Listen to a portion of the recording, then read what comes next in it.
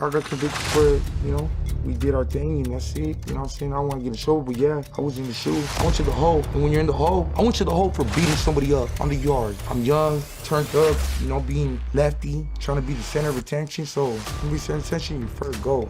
2 prisons, 2 countries. 1 shared truth, only the ruthless survive. On one side, Pelican Bay, the most feared Supermax in California. Isolation, silence, and cold steel keep some of America's deadliest inmates in check. On the other, La Mesa, Mexico's infamous prison just south of the US border, where chaos, cartels, and corruption rule behind crumbling walls. They couldn't be more different, or more alike. This is inside the world's highest security prisons, Pelican Bay versus La Mesa. In the world of high-security prisons, survival depends on more than strength. It takes strategy, submission, or sheer savagery. Whether it's in the meticulously controlled isolation units of California or the unpredictable battlegrounds of Tijuana, one rule always applies: adapt or be destroyed. Pelican Bay was designed to break the will of America's most organized gang leaders. La Mesa, on the other hand, was never truly designed to hold anyone. It barely contains the war. Let's go inside. Pelican Bay. Tucked deep into the forests of Northern California, Pelican Bay State Prison is a fortress of modern punishment. Opened in 1989, it was built for one purpose: to house the worst of the worst. Inside the SHU, Security Housing Unit, inmates live in near total isolation. No physical contact, no phone calls, no idea what day it is. Concrete cells measure just 8 by 10 feet. Meals are slid through a slot. Lights stay on. Voices vanish. Many inmates here are high-ranking members of deadly gangs: the Aryan Brotherhood, the Mexican Mafia, the Black Guerrilla family, and they are not allowed to speak to anyone, not even each other. When was the last time you saw, for example, a tree? A tree? The last time I went to court in 1998, 8 years ago, I saw a tree. I was in a car and in a bus, actually. The prison staff use a method called debriefing to break loyalty. If an inmate gives up gang secrets, they may get transferred out. But talking means death. Inside Pelican Bay, silence isn't just policy, it's survival. Prison officials say it's about control, about neutralizing the nation's most dangerous minds. But critics argue it's a psychological experiment, a slow erasure of identity. Some inmates have spent over a decade in the SHU without ever seeing another person. They begin to hallucinate, self-harm, or worse. It's not the violence that breaks them, it's the stillness. Even recreation is done in solitude. The yard is a concrete box with 20-foot-high walls and a small metal grate letting in a slice of daylight. Books are censored, mail is monitored, and when prisoners move, which is rare, they're shackled at the waist and escorted by multiple guards. Pelican Bay was engineered for obedience, not rehabilitation, and inside these cold, gray walls, time doesn't heal. It grinds men into shadows. La Mesa. Now cross the border to Tijuana, Mexico. La Mesa prison sits behind weathered walls covered in graffiti and bullet scars. Unlike Pelican Bay, La Mesa is barely in control. Guards patrol the perimeter. Inside, inmates run the show.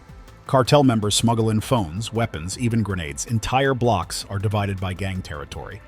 In 2008, a riot left 23 dead. Why?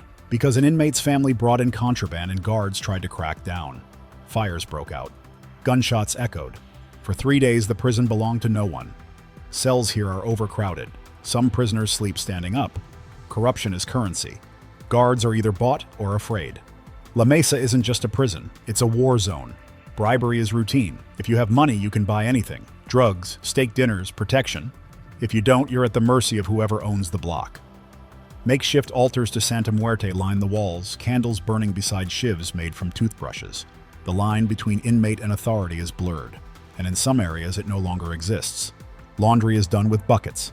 Medical care is nearly non-existent. Everything is dirty. Just sitting on the toilet is horrendous. I've had a foot infection in the past. The food is bad and unhygienic. And it's freaking hot. Cell phones ring freely, connecting cartel leaders with operations outside. Some prisoners are allowed to run small businesses, from food stalls to tattoo parlors, all within the prison walls. It's its own economy, its own society, and for many, its own kind of death sentence. Control versus chaos. Pelican Bay and La Mesa represent opposite ends of the spectrum. One is clinical, cold, and calculated. The other is volatile, brutal, and barely functioning. But in both, fear governs everything. At Pelican Bay, the fear is psychological. Inmates go mad from the silence. Some mutilate themselves just to escape the SHU. Lawsuits have been filed over the mental torture of prolonged isolation. At La Mesa, fear is physical. Every day could be your last. One wrong word, one missed payment, and you're done. Both systems punish. Both destroy. Just in different ways. In Pelican Bay, every step is measured. Surveillance cameras monitor movement 24/7. Even the yard is a small concrete cage, barely large enough to walk in a circle. Human contact is eliminated to prevent violence, but it creates another kind of damage, the kind you can't see. In La Mesa, structure is an illusion. Gang leaders often have more control than wardens. Power shifts violently and often. One cell block might run peacefully for weeks until a new shipment arrives, a deal goes bad, or a leader falls. Then blood runs. Pelican Bay's control can crush a man slowly over decades. La Mesa's chaos can take your life in seconds. But in both places, the inmate is left with one clear message. You are no longer in control. The prison is. Some say La Mesa's anarchy is more honest, a raw reflection of the outside world. Others argue Pelican Bay's silence is the real monster, an invisible force that erases you without spilling blood. Either way, both prisons are designed to dominate. And they do. Survival tactics. To survive in Pelican Bay, inmates turn inward. Some study law, others memorize the rules. Many communicate by fishing, sending notes under doors using string and rolled paper. Messages travel like whispers. In La Mesa, survival depends on alliances. Respect the hierarchy. Know who owns what block. Share when you're told to. And never show weakness. Snitches in Pelican Bay end up in deeper isolation. Snitches in La Mesa end up dead. Both prisons breed a different kind of intelligence, the kind born from pressure, fear, and the constant threat of violence. At Pelican Bay, some inmates write entire books from memory. Others file legal appeals not just for themselves, but for fellow prisoners. It's a strange kind of intellect, quiet, calculated, and honed in the dark. In La Mesa, survival can mean anything from smuggling to sabotage. Some inmates have side hustles. Tattooing, food prep, message running, each one a form of protection. But it's not just street smarts. It's instinct, a sixth sense for when death is walking your tier. Every decision in both places is strategic. Pelican Bay inmates might time their showers to avoid rivals. In La Mesa, even walking to the cafeteria can be a negotiation. Respect is currency. Information is power. And loyalty? That depends on the day. Pelican Bay inmates sometimes communicate through mirror flashes or even the scraping of a plastic spoon across concrete. A system as precise as it is desperate. Some become their own legal advocates, studying case law in hopes of redemption. Others mentally rehearse conversations to stay sane, talking only to themselves. In La Mesa, communication is loud, fast, and risky. Whispers can get you stabbed. The wrong look can be fatal. New inmates are tested immediately, and survival depends on passing those tests, with force, with fear, or with favors. And the ones who don't adapt? They become examples, cautionary tales scrawled into the walls in blood and memory. When the walls fail. In Pelican Bay, riots are rare. When they happen, it means the system cracked. In 2000, 33 inmates were injured in a yard riot involving over 150 men. The cause? Racial tensions simmering under years of silence. At La Mesa, riots are more frequent. In 2008 alone, multiple uprisings rocked the facility. Inmates set fires. Guards retreated. It took the Mexican military to restore order. These moments reveal the truth. Even the strongest walls can't hold back desperation forever. In Pelican Bay, even rumors can ignite a riot. Inmates separated by years of silence and layers of concrete still manage to coordinate action, often through coded letters or shared grievances. If I hadn't acted as I did, I would have been in a hospital or even dead. When it erupts, it's sudden, violent, precise. At La Mesa, the warning signs are always there. Fights escalate daily. Power struggles simmer just beneath the surface. When violence breaks out, it spills into every hallway. Fire and blood become the loudest voices in a prison that's long stopped listening. Sometimes, it's not even inmates who start it. Guard retaliation, supply shortages, or even rumors of transfers can spark chaos. We're doing everything we can, and we're not stopping ever as to far as, like, what are we doing? We're constantly reevaluating processes. In both prisons, violence is never far.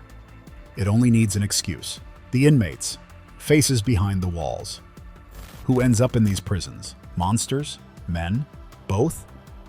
At Pelican Bay, the inmates include gang shot callers, mass murderers, and career criminals who refuse to be broken by lesser facilities. One example, Arturo Castellanos, a high-ranking member of the Mexican Mafia, allegedly directed gang activity statewide from inside the SHU. These are men who never bowed to the system, so the system buried them. In La Mesa, the faces are more diverse: cartel enforcers, petty thieves, political prisoners, and the wrongly accused. One inmate, known only as El Mono, survived 5 stabbings and still runs a gambling ring from his cell. Another, a teenager caught as a drug mule, hasn't spoken since arriving 3 years ago. Some are killers. Some are victims of poverty, corruption, or circumstance. All are trapped in the same brutal ecosystem, and they learn quickly. Here, mercy is weakness. Some Pelican Bay inmates were born into the life, indoctrinated into gangs before they were even old enough to drive. Others made one mistake and never escaped the spiral. In interviews, some admit they don't even remember life outside. The prison has become their world. In La Mesa, stories are even more chaotic. A street vendor locked up for defending himself. A cartel enforcer serving as judge, jury, and executioner in his block. A father who robbed to feed his family, now serving life alongside men who decapitated rivals. These inmates live by codes no court recognizes. Their laws are written in blood. Their justice is immediate. And the only way out is through human rights and global backlash. Both prisons have faced global scrutiny, but for very different reasons. Pelican Bay has been the subject of lawsuits and protests for its use of indefinite solitary confinement. United Nations reports have labeled it cruel, inhuman, and degrading. The U.S. was called out for isolating prisoners for decades, a practice banned in many other countries. In 2013, over 30,000 inmates across California launched a hunger strike protesting the conditions in the SHU. The result? Policy changes. Some inmates were finally released from isolation, but the scars remain. California's agreement to abandon indeterminate SHU confinement based on gang affiliation demonstrates the power of unity and collective action. This victory was achieved by the efforts of people in prison, their families and loved ones, lawyers, and outside supporters. La Mesa faces criticism of a different kind. Human rights groups have condemned the lack of oversight, rampant violence, and corruption. Families often pay bribes just to keep their loved ones safe. Photos leaked from inside show flooded cells, blood-stained walls, and children visiting parents while standing next to armed inmates. The living conditions here is terrible. I'm a combat veteran. I'm a United States Marine. I've served in the Iraqi War. I'm decorated. Over there, I'm a hero. Over here, I'm a villain. I can't even make a phone call to my family to let them know where I'm at. In many ways, the system collapsed long ago. But what unites both prisons is a chilling truth. When the world looks away, the worst flourishes. Conclusion: where only the ruthless survive. Pelican Bay is a cage of silence. La Mesa is a pit of noise. But both turn men into monsters or ghosts. They are mirrors of their systems, one rooted in bureaucracy and law, the other in corruption and violence. But in the end, the result is the same. Only the ruthless survive. Because Pelican Bay isolates you until you forget what it means to be human. And La Mesa forces you to fight for that humanity every day. One strips you down through stillness. The other tears you apart with chaos. Both promise control, but neither offers peace. Families wait years for news. Lawyers speak to shadows. The public forgets. And yet, inside these walls, life continues. A brutal, confined version of it. Written in whispers, traded in blood, and governed by fear. So when the world asks how justice is served, remember, justice isn't clean. It doesn't always rehabilitate. Sometimes it cages the darkness, and sometimes it feeds it. If you found this breakdown powerful, hit that like button and subscribe for more deep dives into the darkest corners of the world. And tell us in the comments, which prison shocked you more? Because behind every wall is a story, and some are still unfolding.